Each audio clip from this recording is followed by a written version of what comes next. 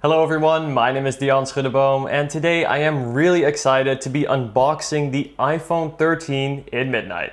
Alright, so let's dive right in. This is the first time I've actually pre-ordered an iPhone and I must say the process was super smooth and allowed me of course to have the iPhone here today to unbox for all of you. So the first thing I noticed is that we have that thinner box as we also saw with the iPhone 12, which means there is no more charger included. However, what is different this year is there's actually no more plastic wrap around the box, and this is always great to see.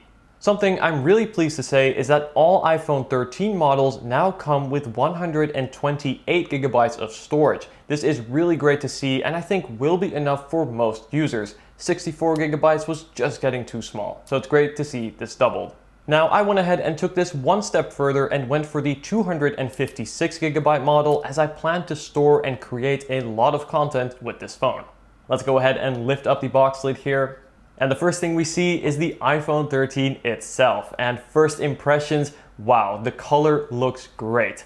Is it black? I would say almost, but I can see some very subtle dark blue undertones and I really like this design. To me this really looks premium. When pre-ordering the iPhone 13, I was actually picking between Midnight and Starlight, and seeing this now, I think I made the right decision. I really like this midnight color. Let me know in the comments what your favorite color of this year's iPhone 13 line is. Alright, so I'm going to put the iPhone to the side just for now to take a look at what else is included. First, we have the paperwork, and this will include the SIM ejector tool, Apple stickers, and warranty information in this neat little envelope. And underneath that we have the lightning cable. Now this is lightning to USB-C. I would have loved to see the braided cable that we also saw in the new Magic Keyboard, which I recently reviewed, but at least the cable is still included.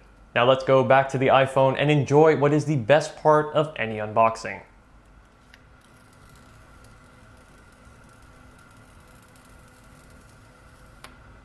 And that will never get old.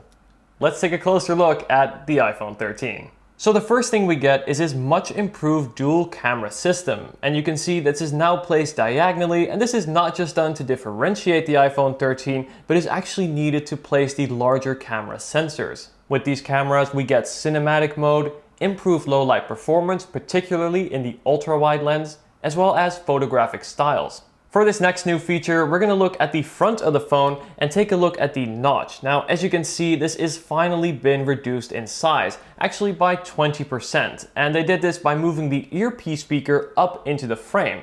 Now, what this will mean is you have more display and again, less of your content being taken up by the notch. This is a small, but in my opinion, significant improvement. And then speaking of displays, we can now actually turn the brightness all the way up to 800 nits. And up to 1200 nits with HDR on. This will make it much easier to see your phone in those very sunny days. And then inside we have the new A15 processor, which will provide improved GPU as well as CPU performance. Now I expect that these speed differences to only be small today, but where these will really start to show is in the years ahead as the phone ages. I expect this to last and hold up very well. Now an improvement that is really important to me is an increase in battery life, as this is something that you of course notice every day. On the iPhone 13, we'll get an additional 2.5 hours of use, which should really make a big improvement. I'm really excited to test all of the above features and new changes for my full upcoming iPhone 13 review. Now, if you've seen any of my previous videos, you will know that I really like Apple's leather case and have been using the leather case on my iPhone 10 for a long time. So of course, for the iPhone 13, I had to get the new leather case matching in midnight. Now what is interesting is this year, Apple doesn't actually sell a case in black, so midnight is going to be the darkest color you can get. So let's go ahead and take a look and see what this looks like. So I'm going to go ahead and open the box here. And okay, so right off the bat, I can definitely tell you that this is not black, but it does look really nice. It's got this definitely bluish undertone. I would say it's actually closer to the iPhone box than it is to the iPhone. You can see the iPhone itself here is definitely significantly darker than the case, but I think they will pair really, really nicely. Anyway, let's go ahead and take it out of the box here. And there we go. It's actually my first time seeing this. On the inside of the case, we have this ring, which of course has the magnets for MagSafe. Now, we also saw this in the iPhone 12 line. I never had an iPhone 12, so for me, this is the first time that I'll be using this and testing this out with various accessories, starting, of course, with the leather case. All right, so let's go ahead and put the phone in here. Now, again, we have this nice microfiber finish on the inside, and this will protect your phone from scratches or damage when taking it in and out of the case, or say when dust or dirt builds up inside. So I'm gonna go ahead and put this in on the left, and then push in. Oh, did you guys see that little animation? I'll be sure to get a close-up of that later. We just had this ring animation show up to sort of show that the iPhone has recognized the case. It's a neat little touch.